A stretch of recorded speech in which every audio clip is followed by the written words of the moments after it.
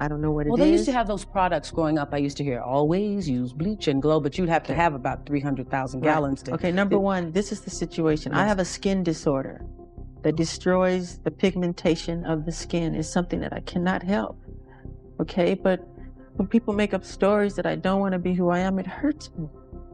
So it is. It's a problem for me, okay? I can't control it, okay? But what about all the millions of people? Let's reverse it.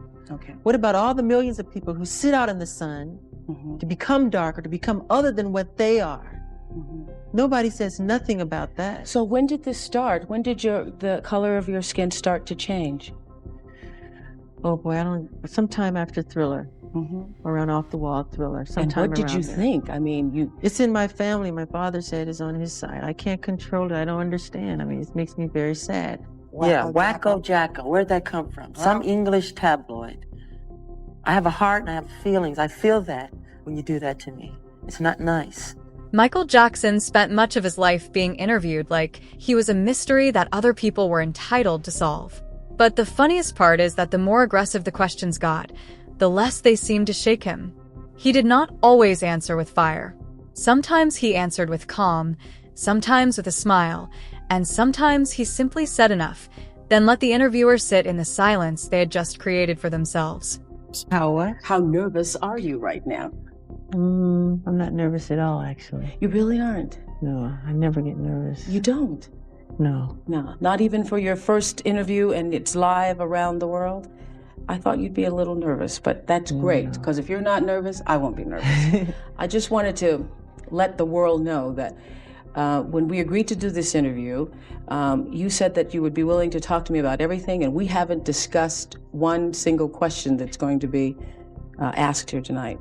Just wanted to make that right. That's very true. And that is what makes the Oprah interview such a perfect place to begin. In 1993, Oprah Winfrey landed Michael Jackson's first live televised interview in 14 years. And from the opening minutes, it was obvious that this was not going to be a soft, harmless celebrity chat. Celebrity chat. Please, it's crazy. Do you go out? Do you date? Yes. Who do you date? Well, right now it's Brooke Shields. We try not to just be everywhere and go it's mostly at home. She'll come over, I'll go to her house, because I don't like going out in the public. Have you ever been in love? Yeah. With Brooke Shields? Yes, and another girl. And another girl. At one point, she asked the question that still gets replayed decades later. Are you a virgin? Michael's answer was pure composure.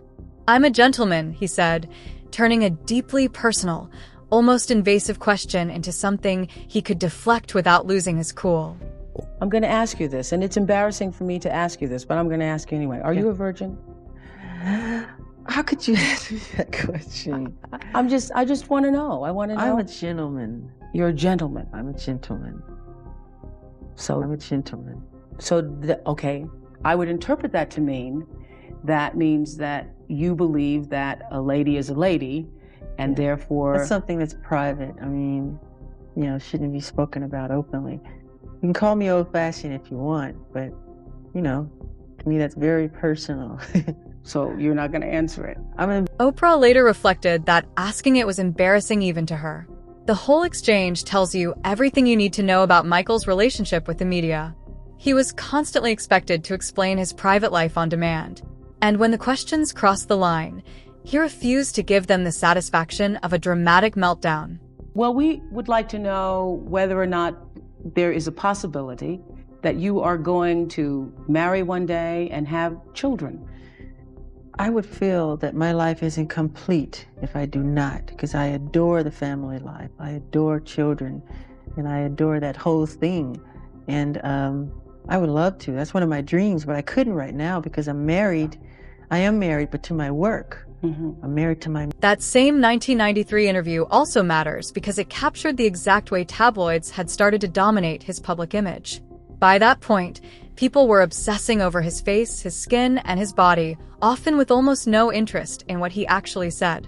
Okay, Michael, horrifying then let's go to the thing that is most discussed about you, I think, is the fact that the color of your skin is obviously different than it was when you were younger. Yes. And so I think it has caused a great deal of speculation and controversy as to what you have done or are doing. Are you bleaching your skin? And is your skin lighter because you don't like being black? Okay, number one, as I know of, there is no such thing as skin bleaching. I have never seen it. I don't know what it is. In his 1988 autobiography, Moonwalk, and again in his 1993 interview with Oprah, Jackson said he had undergone only 2 nose jobs and had a cleft added to his chin, while denying the rest of the surgery rumors. To have those products growing up, I used to hear always use bleach and glow, but you'd have to have about 300,000 gallons to. Okay, number one, this is the situation. I have a skin disorder that destroys the pigmentation of the skin. It's something that I cannot help. Okay, but when people make up stories that I don't want to be who I am, it hurts me. So it is. It's a problem for me, okay? I can't control it, okay?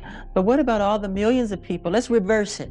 Okay. What about all the millions of people who sit out in the sun to become darker, to become other than what they are?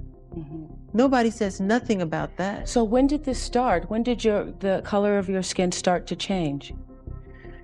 Oh boy, sometime after Thriller, around Off the Wall Thriller. And what did you think? I mean, It's in my family. My father said it's on his side. I can't control it. I don't understand. I mean, it makes me very sad. How much plastic surgery have you had?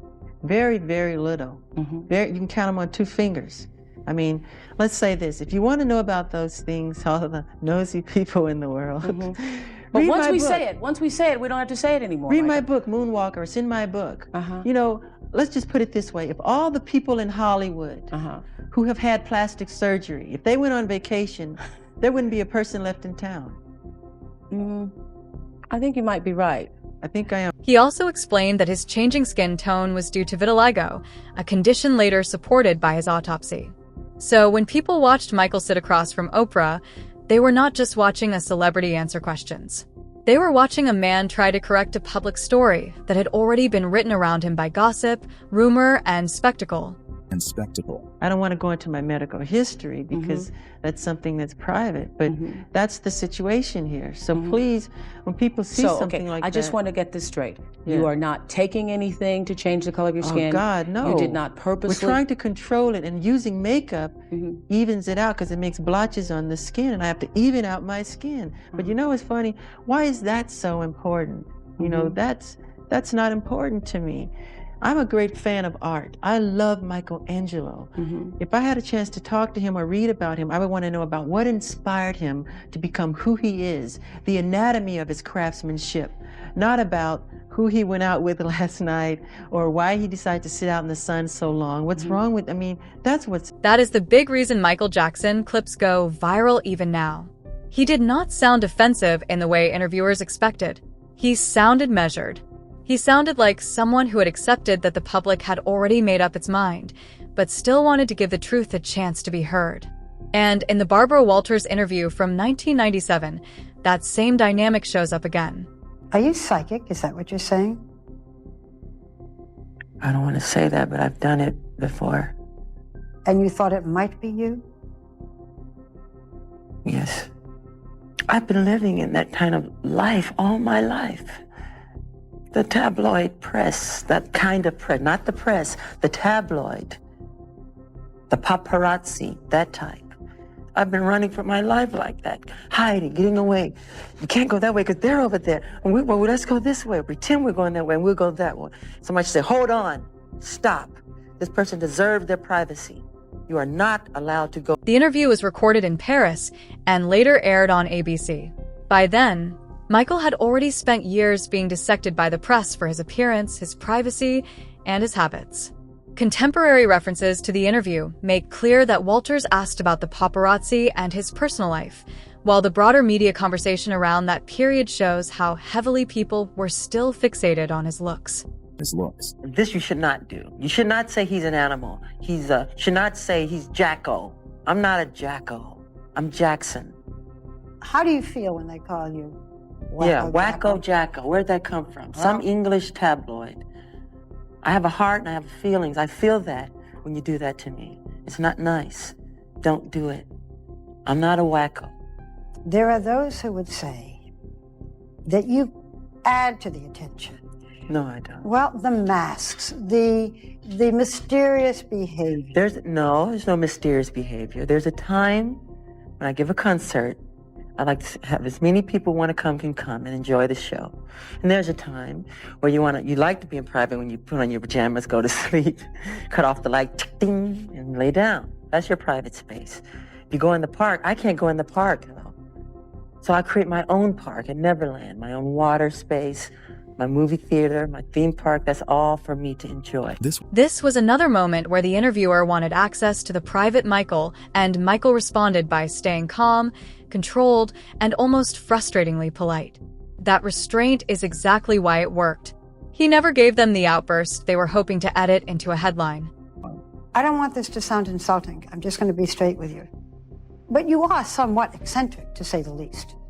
The way you dress, the way you look, it invites attention.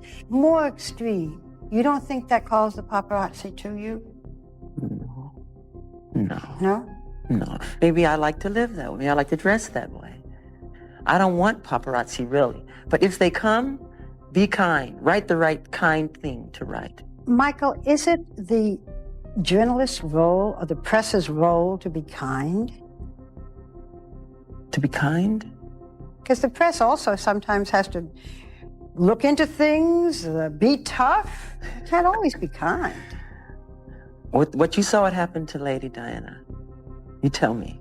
There should be some boundaries, some kind of way. The star needs some space. Give him a chance to relax. He has a heart. By the mid-1990s, the tone of these interviews had become even more loaded because the questions were no longer just about fame. They were about scrutiny, scandal, and suspicion. That is what makes the 1995 Primetime Live interview with Diane Sawyer and Lisa Marie Presley so fascinating. Who proposed? I mean, how did marriage actually get discussed? Well, at first, this is what happened. When she was 18, I used to tell my lawyer, John Branca, do you know Lisa Marie Presley? He'd go, well, I represent her mother. I go, well, can you get in touch with her? Because I think she's really cute. And he'd laugh every time. He goes, I'll do my best. That's what he'd say. Then he'd come back. I said, well, did you find out? He said, no, there's nothing. So I would worry him about this all the time. And the next thing I noticed, there's a picture on a magazine cover where she's married, which really tore me. Vanity Fair later noted that roughly 60 million people watched it and that it was Jackson's first major interview after the 1993 allegations, making the whole thing feel less like a conversation and more like a public trial in front of millions. The interview was widely promoted as no holds barred, which tells you everything about the mood of the moment. Jackson and Lisa Marie were not just talking about a marriage. They were talking inside an atmosphere of skepticism, tabloid obsession, and media hunger. Did you ask Michael about the charges? Did the two of you talk about the impact of the marriage on the allegations? Absolutely not. He called, I was in touch with him through the whole process of this charges going on. I was talking to him when he disappeared. I was actually supposed to go to San Juan, Puerto Rico when he left and disappeared, and I got a call that he wasn't going to be there, and I was actually part of the whole thing with him, but talking to him on the phone. So I didn't... Did you say to him, are they true? No, I didn't. No, I actually did not.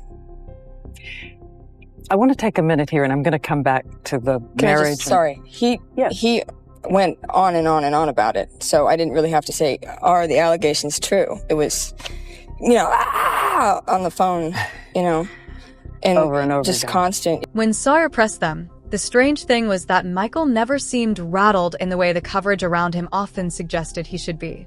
He looked controlled, Lisa Marie looked protective, and the whole exchange turned into a lesson in how to sit through a hostile spotlight without letting it consume you. I want to begin by making sure that the terms are clear. You have said that you would never harm a child. I want to be specific as I can. Did you ever, as this young boy said you did you ever sexually engage, fondle, have sexual contact with this child or any other child? Never, ever. I could never harm a child or anyone. It's not in my heart. It's not who I am. And it's not what I'm not even interested in that. And what do you think should be done to someone who does that? To someone who does that, would I think it should be done? Gee, I think they need help in some kind of way, you know? How about the police photographs, though? How was there enough information from this boy about those kinds of things? The police photographs, Have police that they photographs. took of me. Yes. There was nothing that matched me to those charges. There was nothing. There was nothing that concurred. That's why I'm Nothing? sitting here There was talking to you nothing. today. There was not one iota of information that was found that could connect me. So when we've heard these that there was charges. a There was marking nothing. of some kind, No mark. Is also one of the clearest examples of how people were trying to turn Michael's private life into entertainment. The press wanted to know if the relationship was real, if it was strategic, if it was weird, if it was performative, or if it was all a publicity move. But the more the interviewers pushed that angle, the more Michael and Lisa Marie seemed determined to insist on their own version of events. The why whole did you thing is a settle the lie. case then? Why did you settle the case? And it looks to everyone as if you paid a huge amount of money. Most of that's To get folklore. silence. I talked to my lawyers and I said, can you guarantee me that justice will prevail? And they said, Michael, we cannot guarantee you that a judge or a jury will do anything. And with that, I was like catatonic. I was outraged. How much money was Totally it? outraged. So what I said, I have got to do something to get out from under this nightmare. All these lies and all these people coming forward to get paid in these tabloid shows, just lies, lies, lies, lies. So what I did, we got together again with my advisors and they advised me, it was hands down, a unanimous decision, resolve the case. This could be something that could go on for 7 years. How much We money said, was let's get it behind. The power of this moment is not that Michael gets angry. It is that he refuses to let the interview live on the terms the interviewer wants. And that mattered because this was not a normal celebrity chat. This was one of the biggest TV events of the year, and Jackson's every expression was being treated like evidence. We have called everyone we can call. We have checked everything we can check. We have gone and tried to see if what we heard before is in fact the case. I want to ask you about two things. These reports that we read over and over again, that in your rooms they found photographs of young boys, not of Young adults, boys, not- there's children, all kind of girls and everything. and that they found photographs, books of young boys who were undressed. No. Didn't happen. No, not that I know of, unless people sent me things that I haven't opened. People know my love for children. So they send me books from all over the world, from South America, from Germany, from Italy, from Sweden. So if people say that they found those things, if there's an indication, let them come forward, let them produce them, right? Yeah, because I get all you wouldn't believe the amounts of mail that I get. And if you say to somebody, you know, if I let the fans know I love Charlie Chaplin, I'll be swarmed in Charlie Chaplin paraphernalia. But if I say I love children, which I do, they swarm me with everything pertaining. Then there is the 60 Minutes interview, which may be the most uncomfortable of them all. Michael Jackson addressed the controversial issue of sharing his bed with young ones during his interview with Ed Bradley. The subject had become one of the most loaded parts of his public image, and Bradley did not come to the conversation as though it were a casual clarification. Here is part of that conversation. What is your response to the allegations that were brought by the district attorney in Santa Barbara that you molested this boy? Totally false. Before I would hurt a child, I would slit my wrists. I would never hurt a child. These are totally false. I was outraged. I could never do something like that. This is a kid you knew. Yes. How would you characterize your relationship with this boy? I've helped many, many, many children, thousands of children. Cancer kids, leukemia kids. This is one of many. That British documentary last February, which you didn't like. Yeah, I didn't like it. You said in that documentary that many children have slept in your bedroom. You said, Yes. and I'm going to quote here, why can't you share your bed? The most loving thing to do is to share your bed with someone. Yes. As we sit here today, do you still think that it's acceptable to share your bed with children? Of course. The tone was serious because the stakes were serious. And that is exactly why Michael's composure became part of the spectacle. The more aggressively the subject was framed, the more he seemed to retreat into precision. He did not act like someone who wanted to win an argument. He acted like someone who knew the argument itself had already become the story. Of course, why not? If you're going to be a pedophile, if you're going to be Jack the Ripper, if you're going to be a murderer, it's not a good idea. That I'm not. That's how we were raised. And I didn't sleep in the bed with the child. Even if I did, it's okay. I slept on the floor. I gave the bed. If you want one of the clearest examples of Michael turning the pressure back on the media, it is probably the 2003 Martin Bashir interview. Living with Michael Jackson was a documentary built around Bashir following him through his life. But Jackson later said he felt betrayed by the way the program framed him and presented his behavior as a father.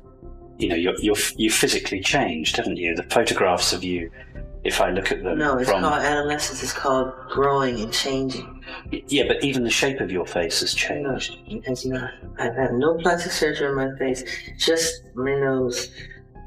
It's helped me breathe better so I can hit higher notes and have clearer. The press is like to add on all this stuff. Nothing's been done to my eyes, cheekbones, chins, lips, nothing. They made it all up. Do you think that people do go too far with plastic surgery, generally? Do you think Well, it's become... Him. So why are you so defensive when people say, Mick Jagger's had one, Paul McCartney may have had one, oh, Michael Jackson's had one? They don't do it that way. What do they do? They just pick on me like I'm the only one that does it. By 1987, in the Ebony/Jet interview, he was already carrying himself like someone who knew exactly how the world was trying to define him. These early interviews matter because they show that Michael's public poise did not start with the scandals. It was there from the beginning.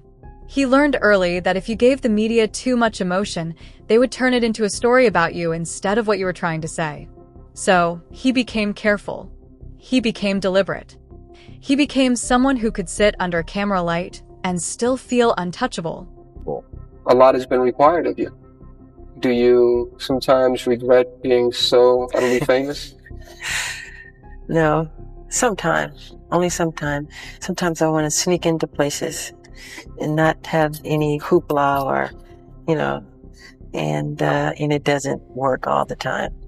Because people start and they crowd around, which is sweet. I mean, I shouldn't complain, but no. But you have a right to complain because everybody has the right to go out there and to just be alone. But it seems like that right isn't really given to you. Well, it's part of the workouts. And that is the real power of these moments. They are not about Michael Jackson shouting the loudest or destroying people in the most obvious way.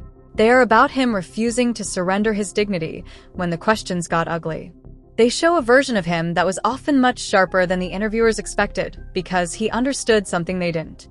The more outrageous the question, the more important it was not to give it the reaction it wanted. If you enjoyed this look back at Michael's most powerful moments, hit like, subscribe, and let me know in the comments which interview you think he handled best.